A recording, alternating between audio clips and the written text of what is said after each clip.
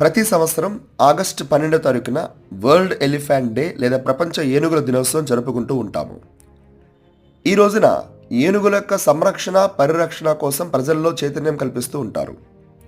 భారతదేశంలో ఏనుగులకి ప్రత్యేక స్థానం ఉంది. నేషనల్ హెరిటేజ్ యానిమల్గా ఏనుగుని ప్రకటించారు. అలాగే 1992లో భారత ప్రభుత్వం ప్రాజెక్ట్ ఎలిఫెంట్ అనే ఒక ప్రోగ్రామ్ని స్టార్ట్ చేసి ఎలిఫెంట్ కారిడార్స్ని నిర్మిస్తూ ఉంటుంది. ప్రస్తుతానికి 150కి పైగా ఎలిఫెంట్ కారిడార్స్ ఉన్నట్టుగా మినిస్ట్రీ ఆఫ్ ఎన్విరాన్మెంట్ ఒక ప్రకటనలో తెలిపారు. 2024 థీమ్ కింద personification prehistoric beauty, theological relevance and environmental importance అనే అంశాన్ని ఎంచుకున్నారు. అలాగే భారత ప్రభుత్వం ఎలిఫెంట్ సంబంధించిన మరెన్నో ప్రోగ్రామ్స్ చేస్తూ ప్రజల్లో చైతన్యం కల్పిస్తూ ఉంటుంది. మనం తెలుసుకోవాల్సింది ఏంటి అంటే ఎలిఫెంట్స్ ఎక్కువగా ఉన్న రాష్ట్రం కర్ణాటక, 2 అస్సాం, 3 కేరళ.